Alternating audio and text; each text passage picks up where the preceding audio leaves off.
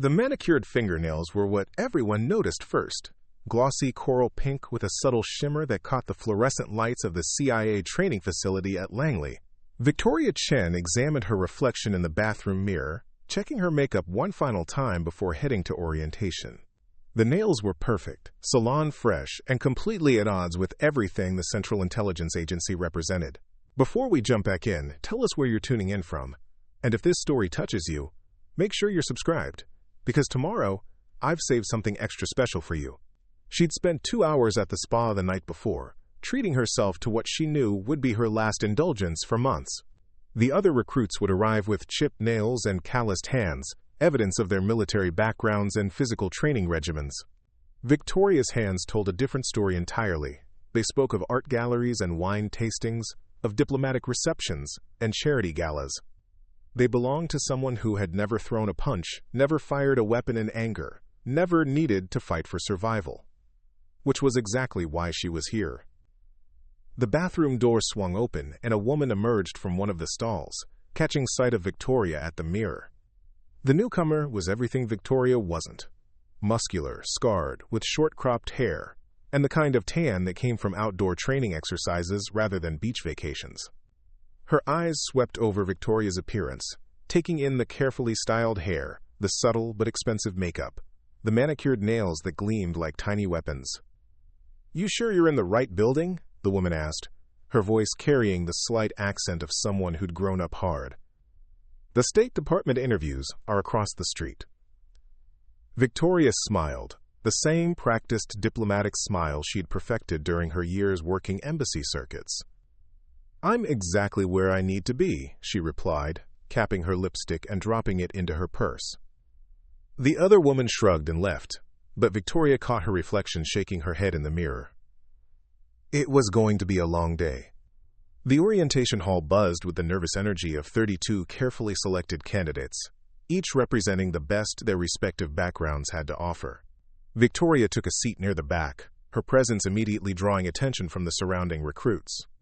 Conversations quieted as eyes tracked her movement, taking in her silk blouse, tailored blazer, and those unmistakable nails that seemed to announce her unfitness for the brutal world they were about to enter. Marcus Thompson, a former Army Ranger with shoulders that strained against his polo shirt, leaned toward his neighbor and whispered just loud enough for Victoria to hear, "What's Barbie doing here? This isn't finishing school." His comment earned chuckles from the cluster of military veterans surrounding him, their shared understanding creating an immediate in-group that Victoria clearly didn't belong to. Elena Rodriguez, a former DEA agent with knife scars visible on her forearms, glanced back at Victoria with open skepticism. "Maybe she's here to teach us how to accessorize our tactical gear," she muttered, earning another round of suppressed laughter. Victoria opened her leather portfolio and began reviewing her notes, appearing to ignore the commentary while mentally cataloging each speaker's name, background, and psychological profile. She'd done her homework on every person in this room, a habit developed during her years as a cultural attaché in hostile territories. Marcus Thompson, Elena Rodriguez, David Park, the former Navy SEAL, Jennifer Walsh, the ex-Marine intelligence officer.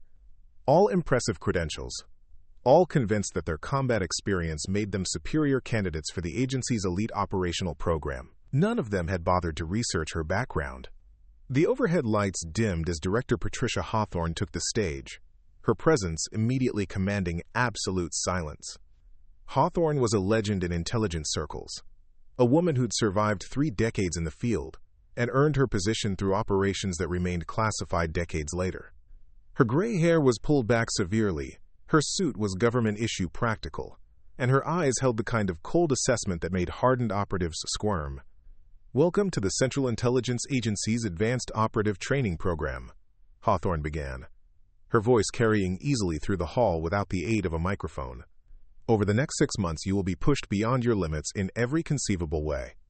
Physical endurance, psychological resilience, tactical thinking, and moral flexibility will all be tested. 32 of you entered this room today. Based on historical averages, fewer than 8 will complete the program." She paused, letting the weight of those numbers settle over the group. The nature of modern intelligence work has evolved beyond the scope of traditional military training. We need operatives who can blend seamlessly into any environment, from diplomatic receptions to underground fighting rings. You must be equally comfortable discussing Proust with a Russian oligarch and eliminating a terrorist cell in Kandahar. Victoria felt the familiar thrill of validation. This was why she was here, why her unconventional background made her valuable rather than weak. But as she glanced around the room, she saw only skeptical faces and eye rolls whenever Hawthorne mentioned diplomatic scenarios. Your first evaluation begins tomorrow morning at 0500 hours, Hawthorne continued. Report to Training Complex Alpha in full combat gear. You'll be assessed on basic tactical skills, weapons proficiency, and hand-to-hand combat capabilities. Those who fail to meet minimum standards will be dismissed immediately. The announcement hit Victoria like a physical blow. Combat gear, weapons proficiency, hand-to-hand combat. Everything she'd never needed during her years of intelligence gathering through social manipulation and cultural expertise. Around her, the military veterans nodded confidently, already mentally preparing for tests that played directly to their strengths. Marcus Thompson turned in his seat, making sure Victoria could see his smirk. Hope you've got some comfortable shoes packed, Princess. Those heels aren't going to work for a 5-mile run in full gear. Victoria met his gaze steadily. I'll manage, she said simply, her voice betraying none of the anxiety building in her chest. As the group dispersed, conversations naturally formed among clusters of like-minded individuals. The military veterans gravitated toward each other, sharing war stories and comparing deployments. The law enforcement officers formed their own group, discussing raid tactics and surveillance techniques. Victoria found herself walking alone toward the dormitory assignments, her heels clicking against the polished floor in a rhythm that seemed to announce her isolation. Victoria Chen? A voice called from behind her, and she turned to see a young man approaching with an uncertain expression. He was smaller than the others, with the soft build of someone who'd spent more time behind computers than in gyms, but his eyes held intelligence and kindness. I'm Kevin Liu, he said, extending his hand. MIT, computer science background. I just wanted to say that I think it's great they're bringing in people with different skill sets. All these military types think everything can be solved with bigger guns and louder explosions. Victoria shook his hand, noting the soft palms and carefully trimmed nails that marked him as another outsider in this group of warriors. Thank you, Kevin. What's your background? Cyber warfare, mainly. I've been tracking terrorist communications and financial networks for the past 3 years. Never fired a gun outside of a video game, which I'm pretty sure is going to be a problem tomorrow. He gestured toward her with a rueful smile. I'm guessing you're not exactly military either. Cultural intelligence, Victoria replied. I've spent the last 8 years as a diplomatic attaché, gathering information at embassy parties and cultural events. My weapons training consists of one afternoon at a shooting range in preparation for this program. Kevin's expression shifted to something between sympathy and horror. Tomorrow's going to be interesting for both of us then. They walked together toward the dormitory complex, their conversation providing a temporary buffer against the isolation both felt among their more combat-oriented peers. But as they reached the building entrance, Victoria caught sight of Marcus Thompson and Elena Rodriguez watching them through the glass doors, their expressions making it clear that the alliance between the two weakest candidates had been noted and filed away for future exploitation. Victoria's assigned room was Spartan in the extreme, a narrow bed, a metal desk, and a footlocker that contained the standard-issue training gear she'd be expected to wear starting tomorrow. She lifted the camouflage uniform from the locker, noting its rough fabric and utilitarian design. Everything about it screamed functionality over form, the complete opposite of the carefully curated wardrobe she'd built during her diplomatic career. As she unpacked her personal belongings, Victoria's fingers found the small leather case containing her manicure kit. The tools inside were precision instruments, each one designed for a specific purpose in maintaining the appearance that had opened doors throughout her career. The nail file was surgical steel, sharp enough to cut paper. The cuticle scissors were Swiss-made, their points fine enough for the most delicate work. The buffer was diamond dust embedded, capable of creating the perfect shine that caught light and drew attention.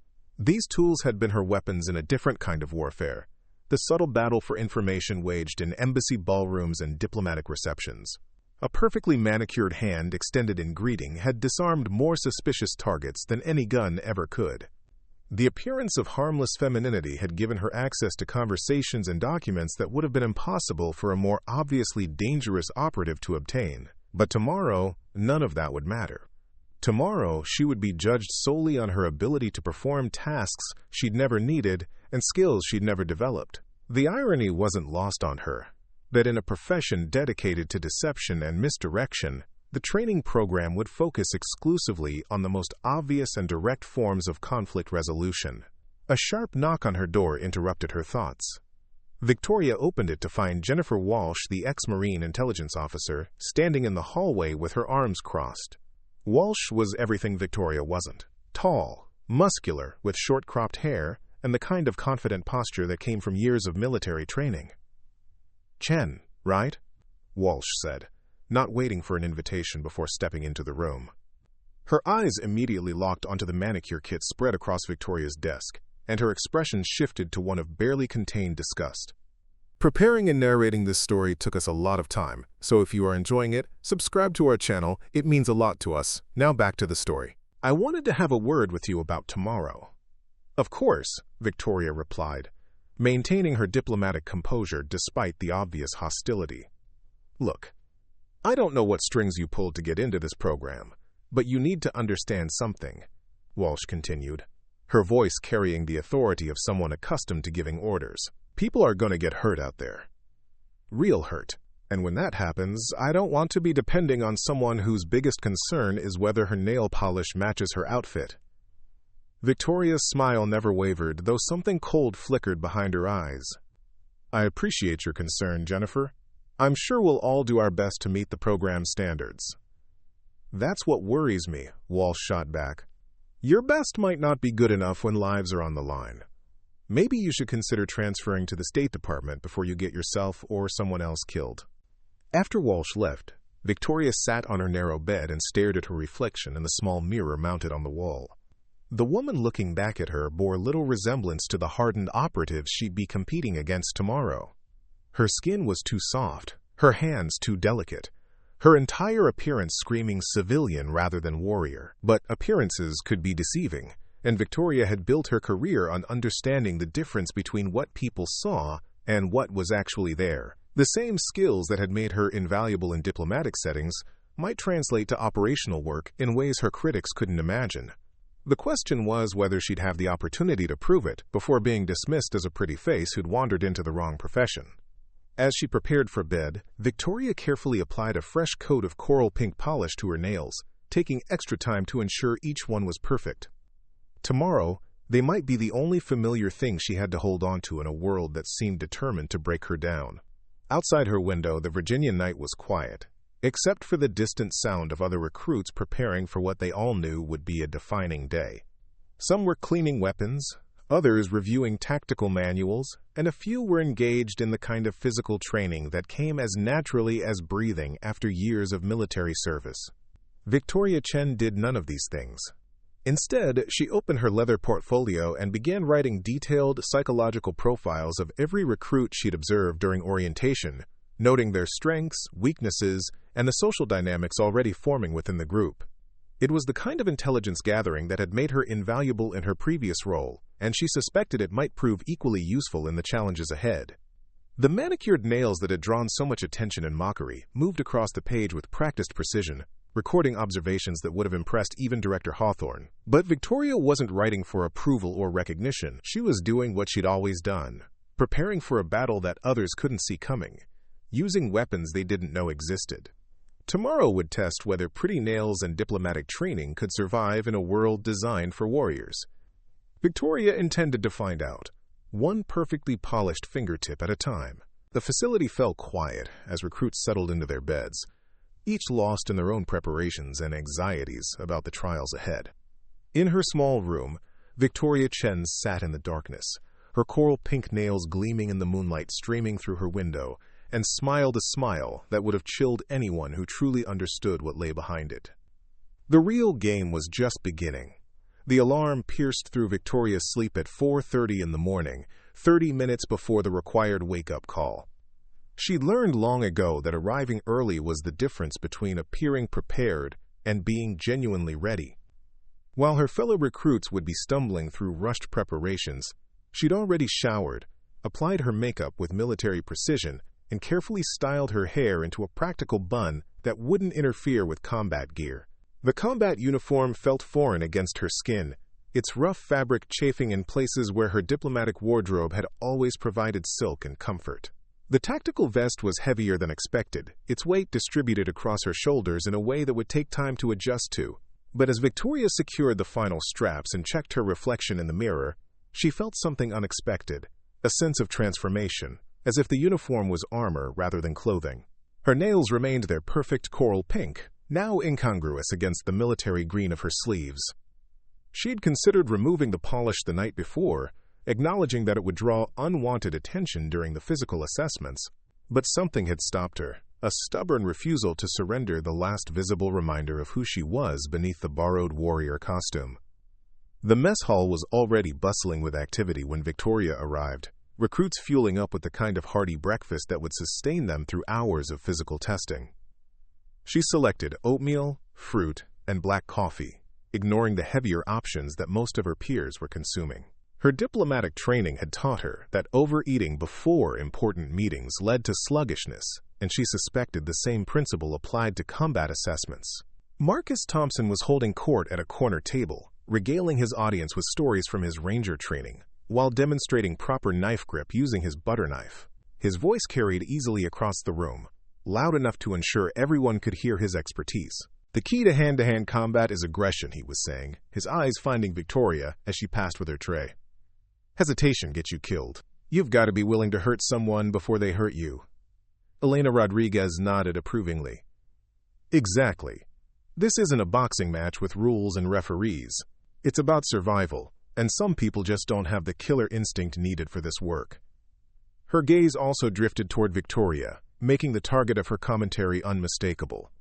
Victoria took a seat at an empty table, opening her leather portfolio to review notes she'd made about the facility layout and training procedures. She'd spent hours studying blueprints and protocols, approaching the physical assessment with the same methodical preparation she'd used for diplomatic negotiations. If she couldn't rely on natural physical advantages, she'd compensate with superior planning and situational awareness. Kevin Liu approached hesitantly, his own breakfast tray loaded with enough caffeine to power a small computer. Mind if I sit? Solidarity among the non-warriors? His nervous smile revealed the anxiety that his joking tone couldn't quite mask. Of course, Victoria replied, closing her portfolio. How are you feeling about today? Like a lamb being led to slaughter, Kevin admitted, stirring sugar into his coffee with shaking hands. I've been reading about the assessment protocols online. Hand-to-hand combat, weapons proficiency, obstacle courses designed to test pain tolerance. I'm pretty sure my most strenuous physical activity in the past year was walking to the vending machine. Victoria studied his face, noting the genuine fear beneath his attempt at humor. During her diplomatic career, she'd learned to read people's emotional states as accurately as weather patterns, and Kevin was broadcasting pure terror. You know, she said carefully, intelligence work isn't just about physical capability. Your cyber skills got you here for a reason. Tell that to Marcus Thompson when he's choking me unconscious during the combat assessment, Kevin muttered.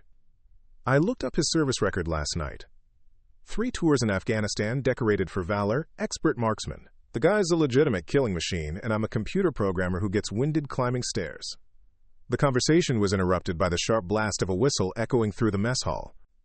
Director Hawthorne stood at the entrance, her presence immediately commanding attention from every recruit. Behind her, a group of instructors filed in, each one looking like they'd stepped out of an action movie.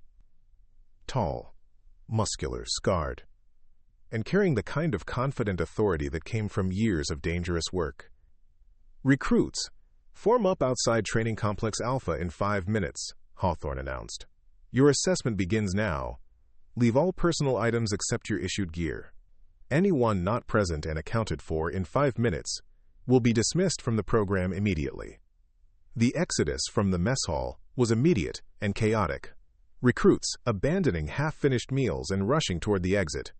Victoria moved with deliberate calm, finishing her coffee and closing her portfolio before joining the stream of nervous candidates.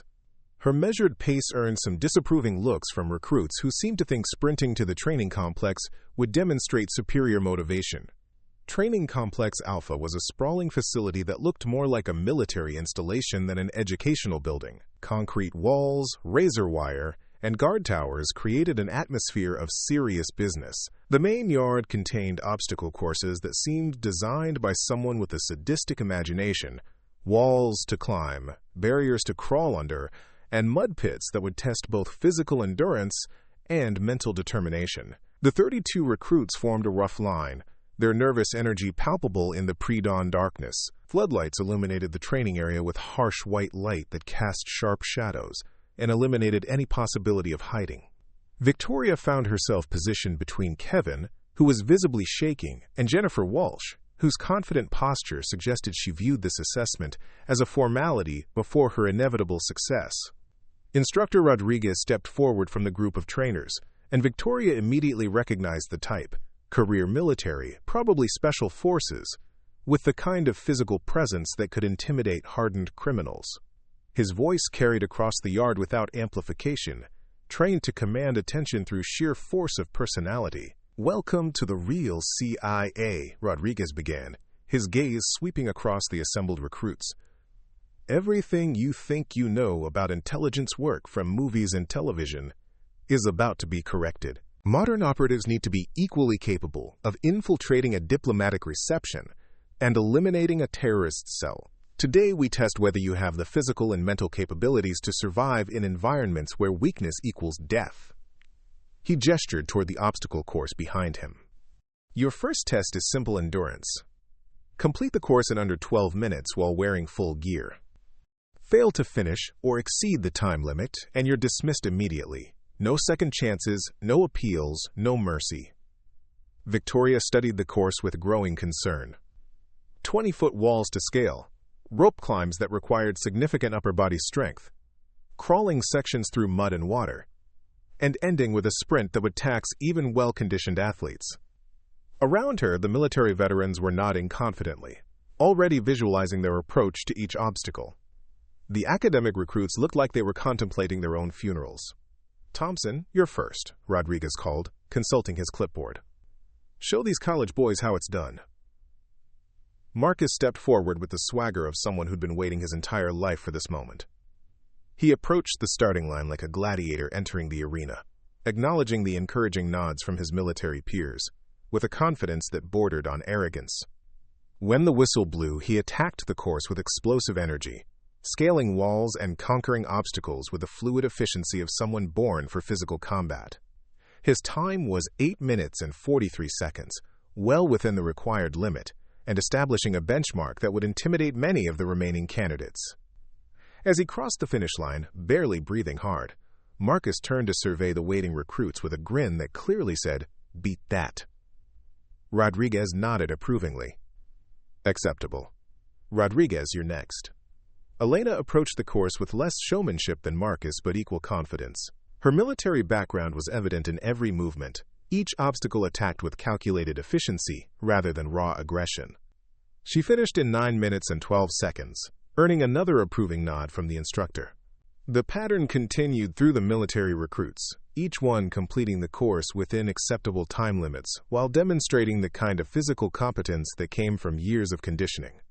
David Park finished in 8 minutes flat, his Navy SEAL training evident in his approach to every challenge. Jennifer Walsh surprised no one by posting the second fastest time at 8 minutes and 31 seconds. Then came the academic recruits, and the assessment took on a different character entirely. The first computer science candidate barely made it over the initial wall, exhausting himself so completely that he couldn't complete the rope climb. He was dismissed immediately, his CIA career ending before it had properly begun. The second academic managed to finish the course but in over 15 minutes, also resulting in immediate dismissal. Kevin's turn arrived with the inevitability of an execution. Victoria watched him approach the starting line with visible terror, his hands shaking as he adjusted his gear. When the whistle blew, he gave everything he had, but his lack of physical conditioning was evident from the first obstacle. He struggled over the wall, barely managed the rope climb, and was moving so slowly through the crawling section that Rodriguez was already reaching for his dismissal paperwork. Somehow, Kevin found reserves of determination that surprised everyone, including himself. He completed the course in 13 minutes and 47 seconds, well over the time limit, but having shown enough heart that Rodriguez paused before making the obvious call. "Liu," the instructor said finally, "you're dismissed. Pack your gear and report to administration for discharge processing." Kevin's shoulders sagged in defeat, but he nodded with dignity and walked away from the course without complaint. Victoria felt a pang of loss watching him go, not just for the kindness he'd shown her, but for what his dismissal represented. The program was systematically eliminating anyone who didn't fit the traditional warrior mold, regardless of their other capabilities. "Chen, you're up," Rodriguez called, and suddenly every eye in the complex was focused on Victoria. She approached the starting line with the same measured calm she displayed all morning, ignoring the whispered comments and barely suppressed laughter from the remaining recruits. Her manicured nails caught the floodlight as she adjusted her gear, drawing attention to the visual contradiction between her appearance and her surroundings. "This should be interesting," Marcus muttered to Elena, loud enough for Victoria to hear. "How much you want to bet she doesn't make it past the first wall?" Victoria took her position at the starting line, tuning out the commentary while focusing on the course ahead. She'd studied each obstacle during the previous runs, noting the techniques that worked and the mistakes that led to time penalties. Unlike the military veterans who attacked each challenge with brute force, Victoria would need to rely on efficiency and technique. The whistle blew. Victoria's approach to the course was unlike anything the instructors had seen that morning. Instead of throwing herself at obstacles with maximum aggression, she moved with calculated precision, using momentum and leverage rather than raw strength. At the wall climb, she found handholds and footholds that others had missed, ascending with the fluid grace of someone who understood physics better than most engineers. The rope climb revealed the hours she'd spent in preparation, her technique compensating for her lack of upper body mass. She'd practiced this specific movement in the base gym every night for a week, developing an approach that maximized efficiency while minimizing energy expenditure. Her ascent was steady rather than explosive, but it was also uninterrupted by the pauses that had plagued other candidates. Through the crawling section, Victoria's smaller frame became an advantage rather than a limitation. She moved through the confined spaces with serpentine efficiency, her gear streamlined and her movements economical. The mud and water that had slowed larger candidates barely affected her progress. The final sprint was where years of diplomatic receptions and embassy galas had provided unexpected conditioning. Victoria had spent countless hours in heels, dancing and socializing long into the night, developing the kind of cardiovascular endurance that came from sustained activity rather than explosive effort. Her pace was steady rather than spectacular, but it was also sustainable. As she crossed the finish line, Rodriguez glanced at his stopwatch with an expression of genuine surprise. 11 minutes and 58 seconds, he announced, his voice carrying a note of respect that hadn't been present earlier. Acceptable. The silence that followed was profound. Victoria stood at the finish line, barely breathing hard, her uniform muddy but her posture still elegant. The coral pink nails that had been the subject of so much mockery were now chipped and dirty, but they'd survived the course along with their owner. Marcus Thompson's confident smirk had vanished, replaced by something that looked suspiciously like respect, mixed with confusion. Elena Rodriguez was studying Victoria, with the kind of analytical gaze usually reserved for potential threats. Even Jennifer Walsh seemed to be reassessing her earlier dismissal of the diplomatic attaché. But Victoria's success in the endurance test was only the beginning. Rodriguez consulted his clipboard and smiled with the kind of anticipation that suggested the real challenges were just starting. "Congratulations to those who completed the endurance assessment," he said, addressing the 23 remaining recruits. "You've proven you can handle basic physical demands. Now we test whether you can handle violence." He gestured toward a different section of the training complex, where padded mats and boxing gear waited. "Hand-to-hand combat assessment. Each recruit will face 3 opponents in progressively difficult matches. Defensive techniques, offensive capabilities, and pain tolerance will all be evaluated. Failure to demonstrate minimum competency results in immediate dismissal." Victoria felt her stomach tighten as she surveyed the combat area. This was the assessment she dreaded most, the one where her diplomatic background would provide no advantage, and her physical limitations would be most exposed. Around her, the military veterans were stretching and preparing with the casual confidence of people who'd been in real fights and survived. The combat assessments began with the obvious pairing of the strongest candidates against weaker opponents, allowing the instructors to gauge baseline capabilities before moving to more challenging matchups. Marcus dominated his first two opponents with textbook technique and overwhelming aggression, while Elena demonstrated the kind of dirty fighting skills that came from law enforcement experience rather than sporting competition. As Victoria's turn approached, she found herself paired against increasingly skilled opponents, each match designed to test different aspects of combat capability. Her first opponent was another academic recruit, and their bout resembled a wrestling match more than a fight. Victoria's advantage in speed and flexibility allowed her to avoid most damage, while landing enough strikes to demonstrate basic competency. Her second match was against a former police officer with significant training in restraint techniques. This fight was more serious, with real potential for injury, and Victoria found herself relying on instincts she didn't know she possessed. When her opponent attempted a chokehold, her response was immediate and visceral, her manicured nails finding pressure points that caused him to release his grip with a startled cry. It was during her third match, against Jennifer Walsh, that Victoria truly surprised everyone, including herself. Walsh approached the fight with the arrogance of someone who'd never lost to a civilian, her military training evident in every movement.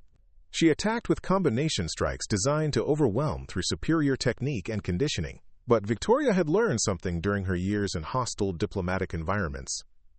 Sometimes survival meant doing things that contradicted every instinct about proper behavior. When Walsh pressed her advantage with a series of powerful strikes, Victoria's response was to do exactly what her opponent didn't expect. Instead of retreating or attempting to match Walsh's conventional fighting style, Victoria closed the distance and engaged in the kind of close-quarters combat that military training rarely emphasized. Her nails, now weapons rather than accessories, found vulnerable spots that protective gear couldn't cover. Pressure points learned during cultural exchanges in Asia became tools for causing precisely calibrated pain and disorientation. The fight ended when Victoria managed to get behind Walsh and apply a chokehold that combined diplomatic reception, small talk with deadly serious technique.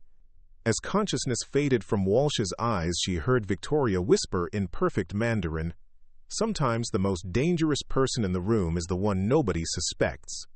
Walsh tapped out, her face showing shock rather than anger as she realized she'd been systematically dismantled by someone she'd dismissed as harmless.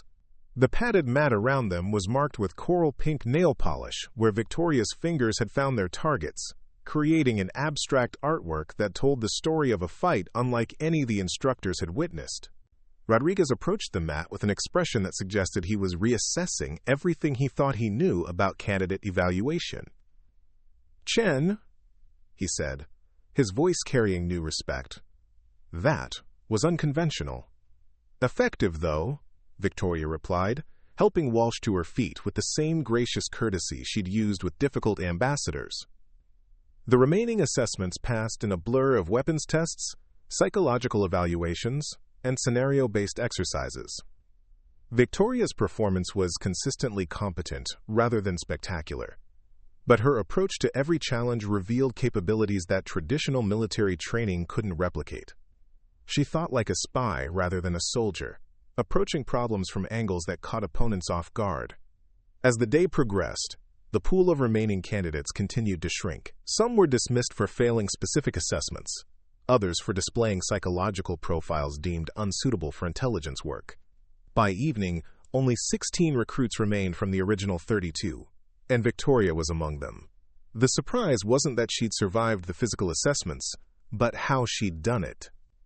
Her methods were unorthodox, her techniques drawn from sources that traditional military training didn't recognize, and her mindset fundamentally different from the warrior mentality that characterized her peers. During the final briefing of the day, Director Hawthorne addressed the surviving recruits with an expression that suggested she'd learned something unexpected about the selection process. "Today's assessments revealed that combat effectiveness comes in many forms," she said, her gaze lingering on Victoria. "Some of you succeeded through superior conditioning and traditional training.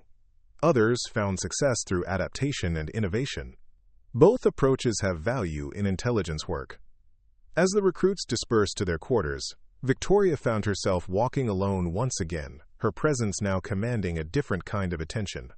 The mockery and dismissal had been replaced by wary respect and genuine curiosity about what other surprises the diplomatic attaché might be hiding. In her room that night, Victoria carefully repaired her damaged manicure, applying fresh coral pink polish with the same precision she'd used in combat. The nails that had marked her as an outsider had become weapons when needed, tools for gathering intelligence when required, and symbols of an identity that refused to be compromised by others' expectations. Tomorrow would bring new challenges and fresh opportunities to prove that strength came in many forms. Victoria Chen intended to meet them all with perfectly manicured fingers and the kind of smile that could disarm enemies or eliminate them, depending on what the situation required. 3 weeks into the advanced training phase, Victoria had settled into a routine that bore little resemblance to her diplomatic career. Each day began with weapons training at dawn, followed by tactical exercises, psychological warfare seminars, and language immersion sessions that tested her ability to maintain cover identities under extreme stress. The 16 surviving recruits had been divided into smaller units for specialized training, and Victoria found herself assigned to Unit Charlie, a designation that seemed deliberately neutral compared to the Alpha and Bravo units that housed the military veterans. Her bunkmate was now Sarah Kim, a former linguistics professor who'd been recruited for her expertise in Middle Eastern languages.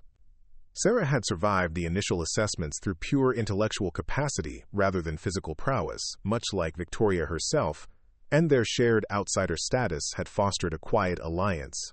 They spent evenings reviewing field manuals and practicing conversational techniques in various languages, preparing for scenarios that might require them to blend into foreign environments where detection meant death. The coral pink manicure had become something of a trademark among the training staff, though the mockery had evolved into grudging acknowledgement. Victoria maintained her nails with religious devotion, treating each evening's maintenance ritual as both practical preparation and psychological armor. The polish had been specially formulated for diplomatic service, designed to maintain its appearance under conditions that would destroy conventional cosmetics. What her critics didn't realize was that the same technology that kept her nails perfect during embassy receptions also made them nearly indestructible during combat operations.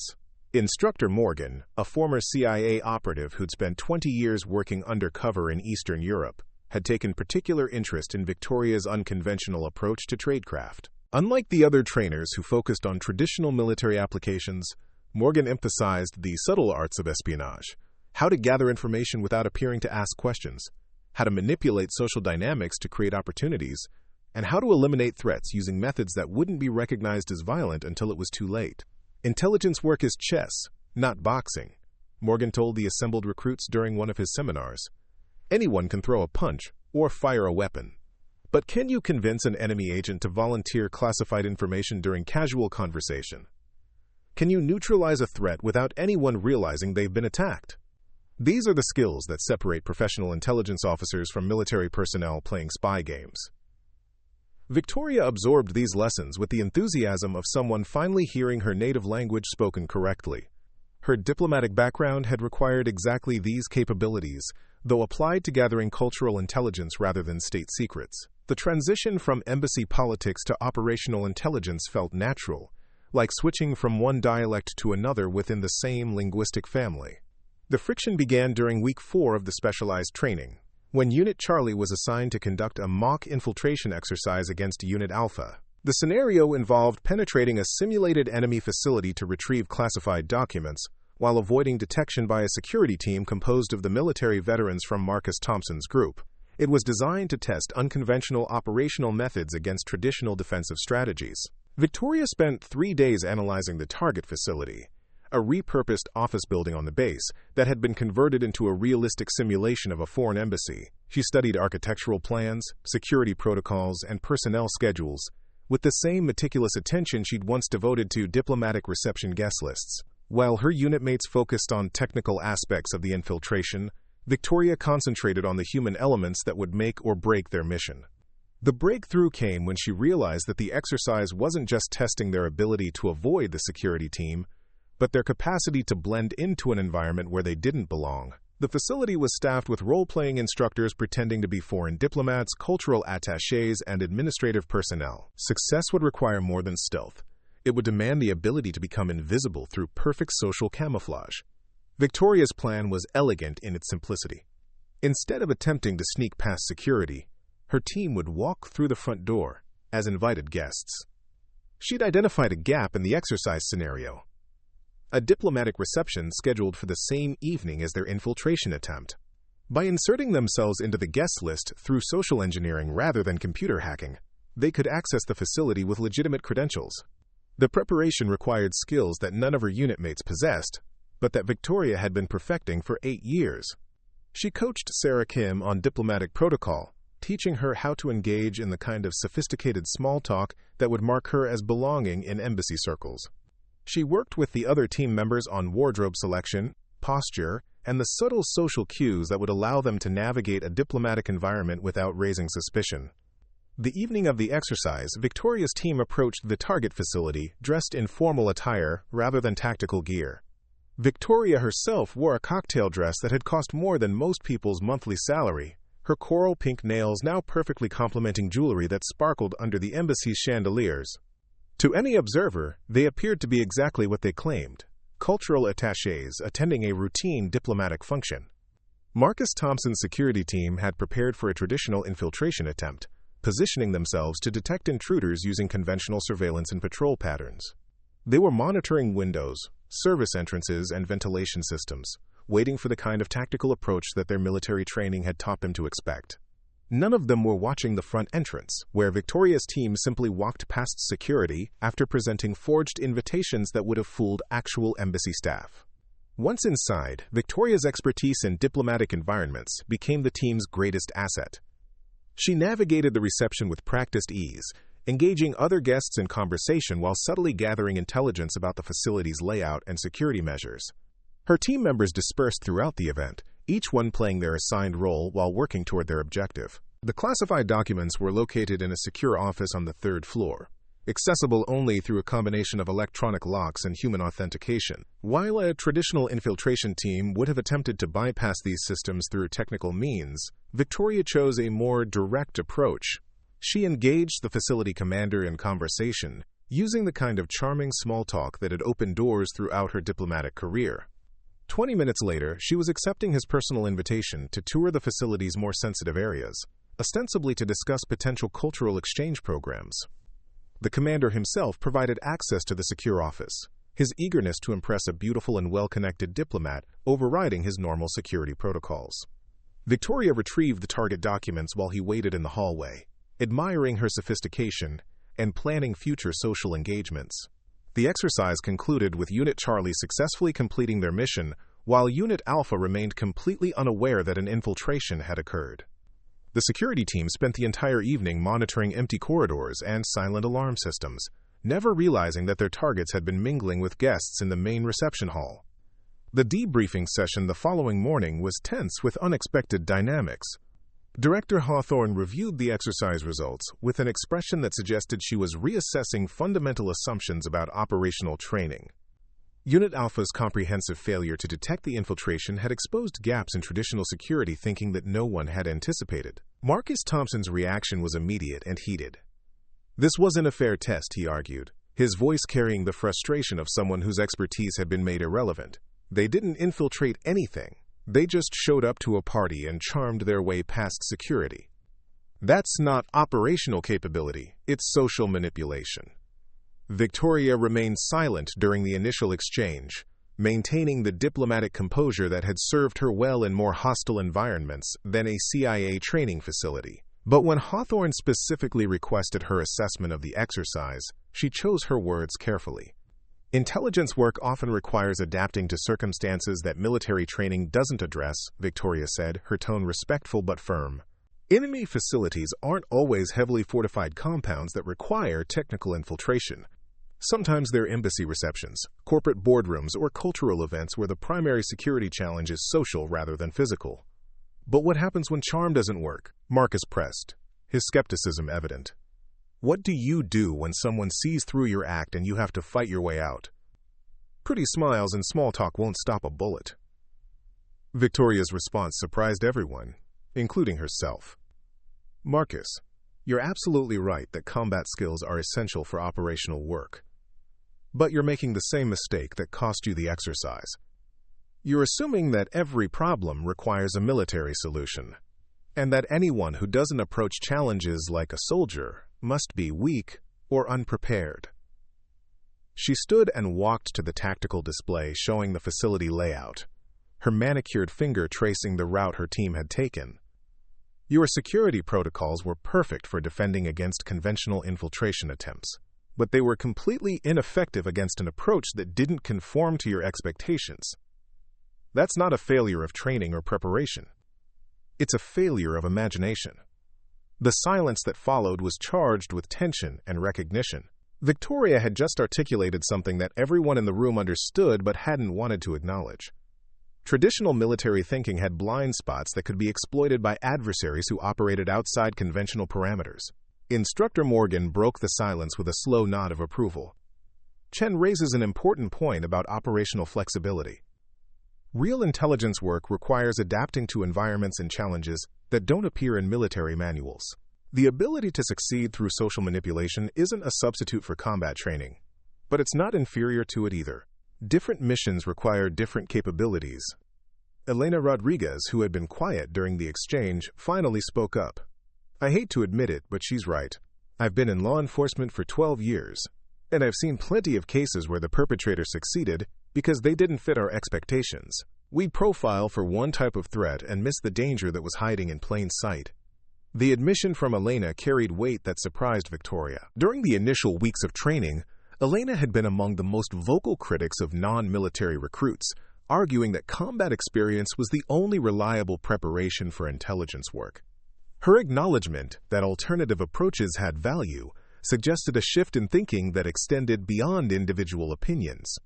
But Marcus wasn't ready to concede the argument. This is exactly what's wrong with modern intelligence training, he said, his voice rising with passion. We're so focused on being politically correct and inclusive that we're forgetting what actually keeps operatives alive in the field. When you're facing trained killers in hostile territory, cultural sensitivity and dinner party etiquette aren't going to save your life.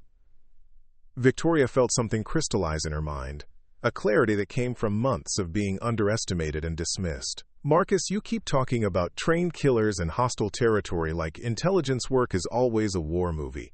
But most operational situations aren't firefights or chase scenes. They're exactly what we simulated yesterday. Social environments where the person who fits in has the advantage over the person who stands out. She moved closer to the tactical display, her coral pink nails clicking against the surface as she highlighted key positions. Your team spent 8 hours monitoring this facility for threats that never came, while my team gathered classified intelligence, identified security vulnerabilities, and established ongoing contact with key personnel. Which approach actually served the mission objectives? Director Hawthorne had been observing the debate with the kind of analytical attention she usually reserved for psychological evaluations. When she finally intervened, her words carried the weight of decades in intelligence work. This discussion illuminates exactly why we restructured the training program, Hawthorne said, addressing the assembled recruits and instructors. Modern intelligence operations require officers who can function effectively across a spectrum of environments and challenges. Some missions demand the kind of combat skills that Thompson and Rodriguez excel at. Others require the social and cultural expertise that Chen brings to the table. She paused, letting her words settle before continuing. But the most complex operations require both capabilities, often from the same officer. The question isn't whether traditional military training or diplomatic experience is superior. The question is whether our officers can adapt their approach to match the requirements of each specific situation. Victoria sensed that this was a pivotal moment in her training, an opportunity to either establish her credibility or confirm her critics' doubts about her suitability for intelligence work. The conversation had evolved beyond defending her methods to questioning fundamental assumptions about operational effectiveness. "Ma'am," Victoria said, choosing her words with diplomatic precision, "I'd like to propose a follow-up exercise that might address some of these concerns. What if we reverse the scenario? Unit Alpha attempts social infiltration while Unit Charlie provides security using traditional defensive measures. It would test whether the approaches can be learned across backgrounds, or whether they require specific temperaments and experiences."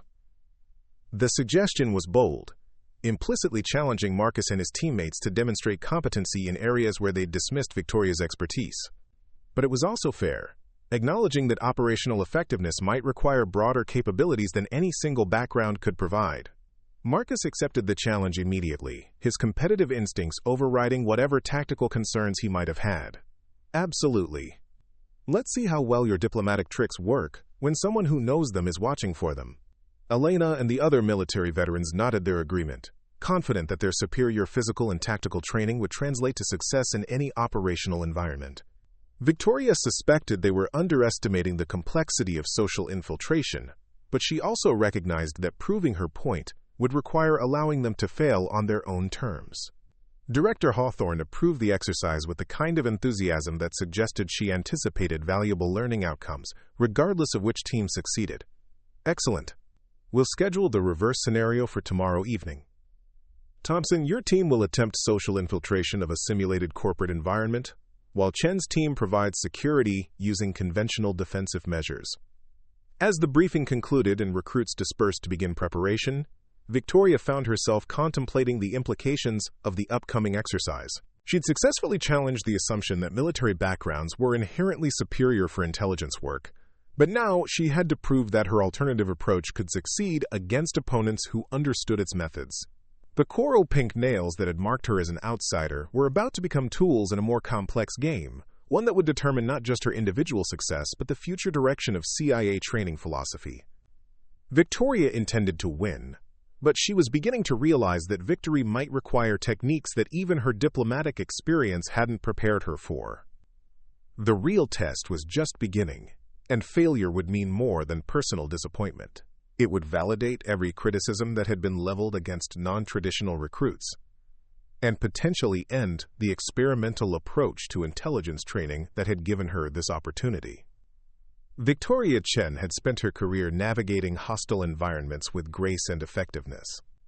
Tomorrow she would discover whether those same skills could prevail when the stakes were higher than embassy politics, and the opponents were trained to recognize exactly the methods she'd perfected.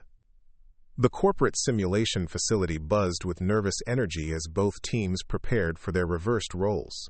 Victoria's team had spent the morning studying traditional security protocols, learning to think like the military veterans they'd be defending against.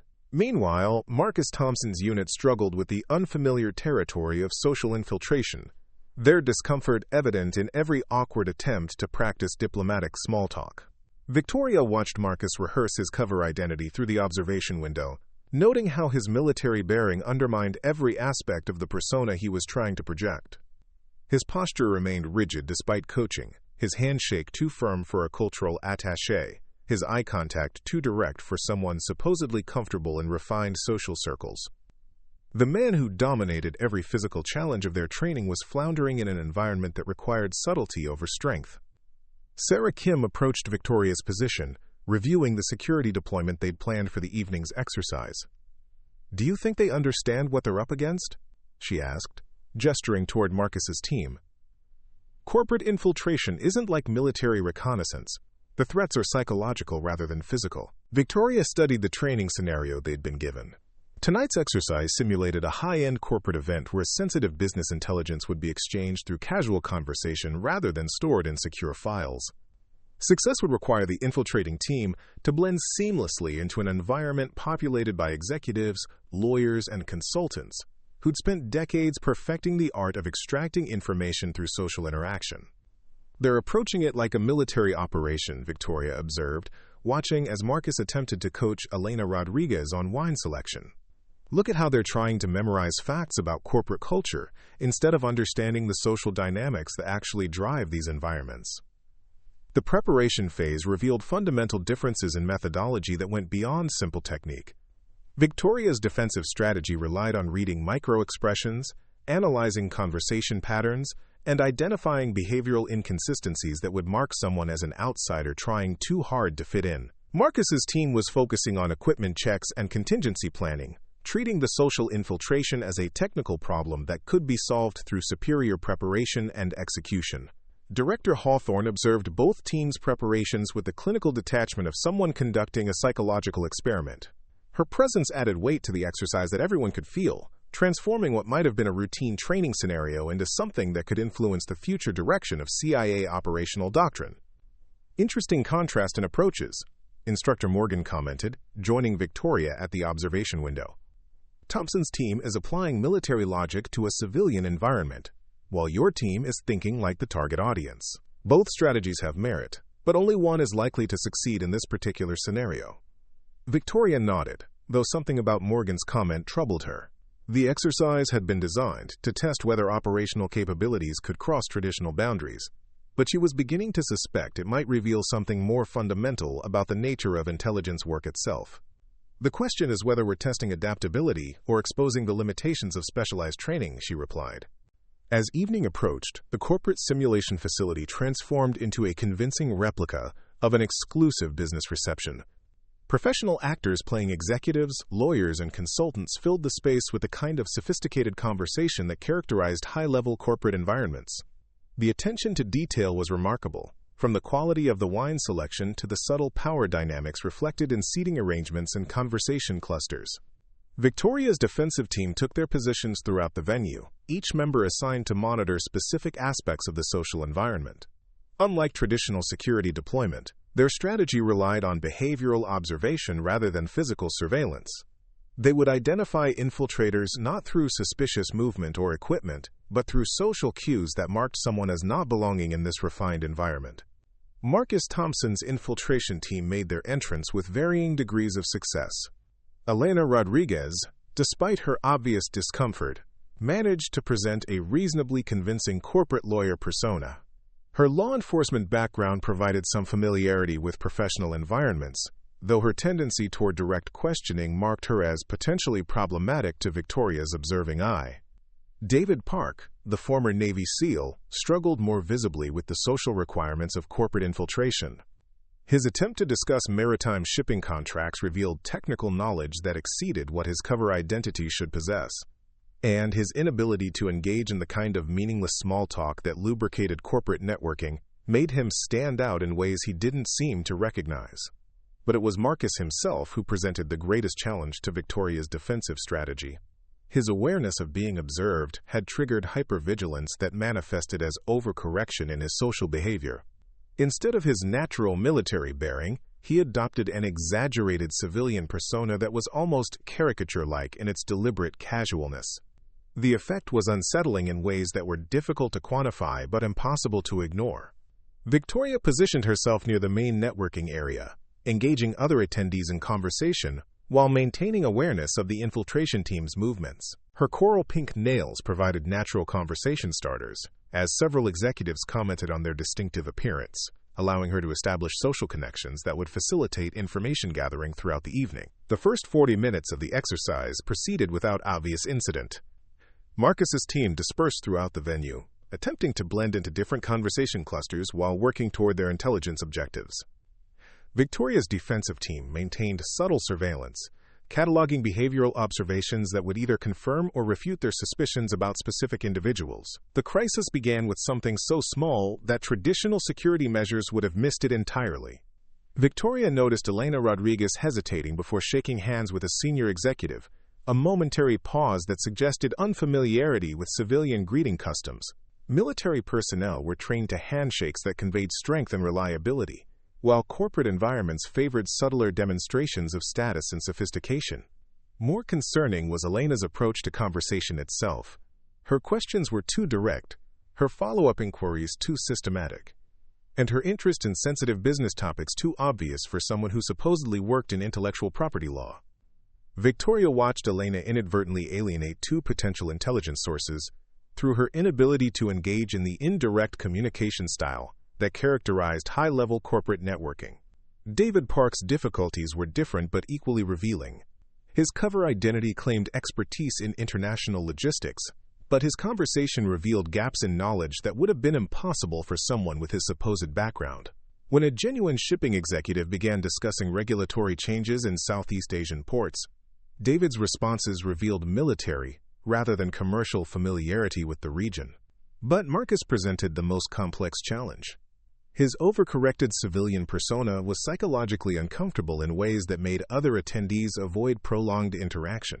Victoria realized that his hyper-awareness of being observed had created a feedback loop where his attempts to appear natural had become increasingly artificial. The turning point came when Marcus approached Victoria herself, apparently unaware that she was part of the defensive team. His cover identity claimed to be a cultural consultant specializing in Asian business practices, a choice that seemed calculated to leverage her apparent background while allowing him to fish for information about the defensive strategy. "Miss Chen, isn't it?" Marcus said, his tone carrying artificial warmth that immediately triggered Victoria's diplomatic training. "I understand you work in cultural relations. I'd love to discuss some consulting opportunities that might be mutually beneficial." Victoria recognized the approach immediately. Marcus was attempting to use personal connection to bypass her professional defenses, a technique that might work against civilian targets but revealed fundamental misunderstanding of how intelligence officers operated. His assumption that shared ethnicity would create automatic trust was exactly the kind of cultural insensitivity that would doom any real-world operation. "Of course," Victoria replied, maintaining her cover while mentally adjusting her assessment of Marcus's capabilities. "What kind of cultural consulting are you interested in?" The conversation that followed was a masterclass in the difference between interrogation and intelligence gathering. Marcus asked direct questions about Victoria's background, her colleagues, and her observations about other attendees. Each inquiry was technically within the bounds of normal networking conversation, but the pattern revealed systematic information collection that would have been obvious to anyone with counterintelligence training. Victoria responded with the kind of diplomatic deflection she'd perfected during embassy receptions, providing answers that seemed responsive while revealing nothing useful. But more importantly, she used the conversation to gather intelligence about Marcus's approach, his assumptions, and his blind spots that would inform her team's defensive strategy. 20 minutes into their conversation, Victoria realized that Marcus had no idea he was talking to his primary opponent. His intelligence gathering focused on technical aspects of the facility and the defensive team's deployment, while completely missing the social dynamics that were actually determining the exercise's outcome. He was fighting the wrong battle with inappropriate weapons. The revelation came when Marcus attempted to demonstrate his cultural sensitivity by commenting on Victoria's manicure. "I have to say, those nails are remarkable. Such attention to detail must serve you well in cultural work, where appearance matters so much." It was meant as flattery, but it revealed exactly how Marcus misunderstood both the exercise and Victoria herself. His assumption that her appearance was about vanity rather than operational capability, his belief that cultural work was somehow less serious than military operations, and his confidence that charm could substitute for genuine understanding all demonstrated why his infiltration was failing. Victoria's response was calculated to test her growing suspicions about Marcus's operational awareness. "Thank you, Marcus. They're actually quite practical for my work." You'd be surprised how often people underestimate someone based on superficial appearances. The warning was subtle, but unmistakable to anyone with real intelligence training. Victoria was telling Marcus that he was making exactly the mistake she'd described, judging capability based on appearance while missing the actual threat. His failure to recognize the significance of her comment confirmed what she'd suspected. His team was operating without understanding the environment they were trying to infiltrate. As the evening progressed, Victoria's defensive team compiled comprehensive profiles of each infiltration attempt. Elena's direct questioning style, David's knowledge gaps, and Marcus's overcorrected persona had all been identified and cataloged within the first hour of the exercise. More importantly, they'd been able to feed disinformation to the infiltration team through carefully managed conversations that seemed helpful but were actually misleading. The intelligence objectives that Marcus's team was pursuing turned out to be fictional, planted through conversations with defensive team members posing as corporate executives. The real sensitive information remained secure not because it was hidden, but because the infiltration team lacked the social sophistication to access the conversations where it was actually being discussed.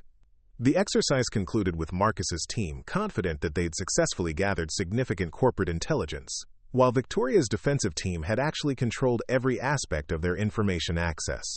The debriefing session would reveal not just the failure of the infiltration attempt, but the complete misdirection of their efforts toward worthless targets. But as Victoria watched Marcus's team celebrate what they believed to be their success, she felt an unexpected twinge of concern. The exercise had been designed to test operational adaptability, but it had instead revealed fundamental philosophical differences about the nature of intelligence work itself. Marcus and his teammates weren't just failing at social infiltration, they were proving incapable of recognizing that failure. The implications extended far beyond individual performance evaluations. If experienced military operatives couldn't adapt to social intelligence gathering, and if they couldn't even recognize their limitations in that area, what did that mean for the future of CIA operations in an increasingly complex global environment? Director Hawthorne approached Victoria as the exercise concluded, her expression suggesting she'd observed more than just the obvious outcomes. Interesting evening, Chen. I'd like your assessment of how the infiltration team performed. Victoria chose her words carefully, aware that her response would influence not just individual evaluations, but potentially the direction of CIA training doctrine. Ma'am, they approached the challenge with the same dedication and professionalism they've shown in every exercise. The question is whether social infiltration can be learned as a technical skill, or whether it requires a different fundamental mindset. And your conclusion? Victoria looked across the facility where Marcus was debriefing his team, still unaware that their supposed success had been completely manufactured by defensive countermeasures. I think the exercise raised more questions than it answered, but those might be the most important questions we could ask about modern intelligence work. Hawthorne nodded slowly, her expression suggesting that Victoria's diplomatic non-answer had been more revealing than a direct assessment. The real evaluation wasn't just about tonight's exercise, but about the future direction of American intelligence capabilities, in a world where traditional military thinking might not be sufficient for the challenges ahead. As the teams prepared to depart, Victoria caught Marcus's eye across the room. He raised his wine glass in a gesture that might have been congratulation or acknowledgement, but his smile suggested he still believed he'd succeeded where she'd expected him to fail. The disconnect between perception and reality was so complete that Victoria wondered if any amount of debriefing could bridge the gap. Tomorrow's assessment would reveal whether the exercise had demonstrated the value of diverse operational approaches, or whether it had simply confirmed that some capabilities couldn't be taught across backgrounds. Either way, Victoria suspected that the coral pink nails that had marked her as an outsider were about to become symbols of a larger debate about the future of American intelligence work. The game was far from over, and the stakes were higher than anyone had initially realized. The debriefing session began at 8 the following morning, with an atmosphere of expectant tension that permeated the entire training facility. Director Hawthorne had summoned not just the exercise participants, but the complete training staff, along with several senior CIA officials whose presence suggested this evaluation would have consequences extending far beyond individual performance assessments. Marcus Thompson entered the briefing room with the confident stride of someone anticipating vindication. His team had spent the previous evening celebrating what they believed to be a successful infiltration operation, convinced that they demonstrated the adaptability of military training to civilian operational environments. The intelligence they'd gathered seemed comprehensive, their target identification precise, and their extraction seamless. Victoria arrived quietly, her coral pink nails freshly maintained, and her professional demeanor revealing nothing about her assessment of the previous evening's activities. She'd spent the night reviewing every conversation, analyzing each interaction for patterns that would inform her understanding of how the exercise had actually unfolded versus how it had been perceived by the participants. Sarah Kim and the other members of Victoria's defensive team took their seats with expressions that suggested they were privy to information that hadn't been shared with their opponents. The contrast in body language between the two groups was stark enough that even casual observers might have noticed the disconnect in confidence levels. Director Hawthorne opened the session with remarks that immediately established the significance of what was being evaluated.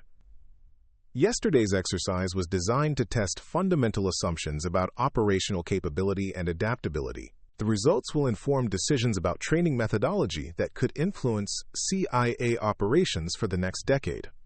She gestured toward the large display screen at the front of the room, which showed a detailed timeline of the previous evening's events. We'll review the exercise chronologically, examining both the infiltration team's actions and the defensive team's responses. I want complete honesty about what worked, what failed, and what surprised you. Marcus leaned forward eagerly as the first phase of the timeline appeared on screen. Ma'am, if I may begin with our infiltration strategy. We approached the corporate environment using adapted military reconnaissance principles, modified for civilian social dynamics. The intelligence gathering was systematic and comprehensive. Tell me about the intelligence you gathered. Hawthorne requested, her tone neutral but her eyes alert. Marcus consulted his notes with obvious pride. We identified 12 key corporate executives who had access to sensitive business information. We documented their communication patterns, established their security awareness levels, and gathered detailed intelligence about 3 major business deals currently under negotiation. Elena Rodriguez nodded in agreement. The target acquisition was textbook perfect. We confirmed the identity of every high-value individual in the venue and established social contact with each one. Our cover identities held up under scrutiny, and we successfully extracted classified business intelligence without raising suspicion. Victoria maintained her diplomatic composure, but something in her eyes suggested she was hearing a narrative that bore little resemblance to her own observations of the evening's events. Sarah Kim exchanged a meaningful glance with another defensive team member, their shared knowledge creating an undercurrent of tension that the infiltration team seemed oblivious to. Director Hawthorne turned to Victoria with an expression that suggested she was anticipating a very different perspective on the same events. Chen, what's your assessment of the infiltration team's performance? Victoria chose her words with the precision that had served her throughout her diplomatic career. Ma'am, the infiltration team demonstrated consistent dedication to their mission objectives and maintained their cover identities throughout the evening. They engaged multiple targets and extracted what they believed to be valuable intelligence. The careful phrasing of her response caught the attention of several senior officials who recognized diplomatic language designed to convey information without making direct accusations. Hawthorne's slight nod suggested she'd noted the significance of Victoria's qualifier, what they believed to be valuable intelligence. I'd like to review some specific interactions, Hawthorne continued, activating video displays that showed key moments from the previous evening. Thompson, walk me through your conversation with the cultural consultant who claimed expertise in Asian business practices. Marcus straightened confidently as video footage began playing on the main screen. The recording showed his interaction with Victoria herself, though the angle and lighting made her identity less obvious than it would have been to someone who'd been present during the conversation. This was a particularly productive exchange, Marcus explained, watching himself attempt to charm information out of his primary opponent. The target was initially guarded, but I was able to establish rapport through shared cultural interests. She provided valuable insights about the defensive team's deployment and the facility's security protocols.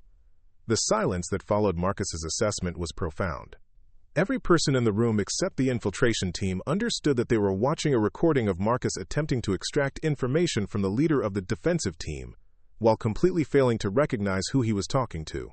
Victoria watched herself on screen deflecting Marcus's questions with diplomatic skill, providing responses that seemed helpful while actually revealing nothing useful. More importantly, the recording showed her systematically gathering intelligence about Marcus's approach, his assumptions, and his blind spots, while he remained completely unaware of being evaluated. Elena Rodriguez pointed to the screen with obvious satisfaction. This interaction perfectly demonstrates the value of our approach. Traditional defensive measures would never have allowed this kind of access to sensitive personnel. David Park nodded in agreement.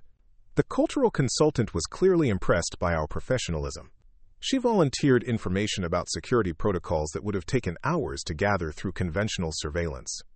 Director Hawthorne paused the video at a moment that showed Victoria's subtle smile, an expression that anyone familiar with diplomatic negotiations would have recognized as politely predatory. Chen, do you recognize the individual Thompson was speaking with? Victoria's response was delivered with the same diplomatic precision that had characterized all her interactions. Yes, ma'am. That would be me.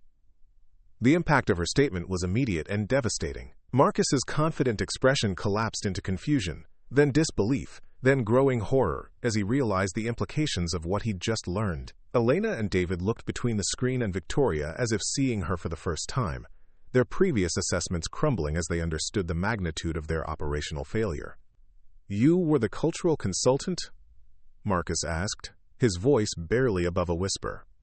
I was playing a role in the exercise, yes, Victoria confirmed, her tone remaining professionally neutral, despite the emotional chaos her revelation had created. Hawthorne advanced the video to show other interactions throughout the evening, each one revealing how thoroughly Victoria's defensive team had controlled every aspect of the infiltration attempt. Elena's conversations with supposed corporate lawyers had been with defensive team members. David's discussions about shipping logistics had been with actors briefed to feed him disinformation. Marcus's systematic intelligence gathering had been systematically manipulated from the first moment he entered the venue. "The intelligence you extracted," Hawthorne said, addressing the infiltration team directly, "was entirely fictional. The business deals you documented don't exist. The security protocols you identified were fabricated. The executive personnel you targeted were actors playing roles designed to support your cover identities while preventing access to any actual sensitive information." The revelation shattered more than just the infiltration team's confidence in their performance. It called into question their ability to recognize deception, their understanding of social dynamics, and their fundamental assumptions about intelligence work in civilian environments. Marcus stared at Victoria as if seeing her for the first time, his previous dismissal of her capabilities replaced by something approaching awe mixed with professional embarrassment. How did we miss it? How did we not realize we were being played? Victoria's response was delivered with the kind of gentle authority that had made her effective in the most challenging diplomatic situations. "You approached the exercise with assumptions about what intelligence work looks like based on your military experience, but civilian intelligence gathering operates according to different rules, with different weapons and different definitions of success." She stood and walked to the display screen, her coral pink nails clicking against the surface as she highlighted key moments from the evening's timeline. "You were looking for physical security measures, electronic surveillance, and conventional defensive positioning, but the actual security was social and psychological. Every conversation was a controlled interaction designed to gather intelligence about your methods while feeding you information that supported your preconceptions." Elena leaned back in her chair with an expression of grudging respect. "We never had a chance, did we? From the moment we walked in, you were controlling every aspect of our experience." "The exercise was designed to test adaptability," Victoria replied diplomatically. "But it revealed something more important about the nature of modern intelligence work. Physical capabilities and technical skills are essential, but they're not sufficient for operations that require social and cultural competence." Director Hawthorne had been observing the exchange with the kind of analytical attention that suggested she was drawing conclusions about more than just individual performance. "This exercise has demonstrated gaps in our training methodology that need to be addressed immediately. Chen, what would you recommend for improving operational effectiveness across different environmental challenges?"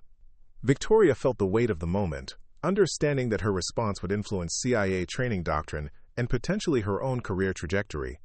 "Ma'am, I believe the solution isn't choosing between military and diplomatic approaches, but developing officers who can recognize which approach each situation requires and adapt accordingly."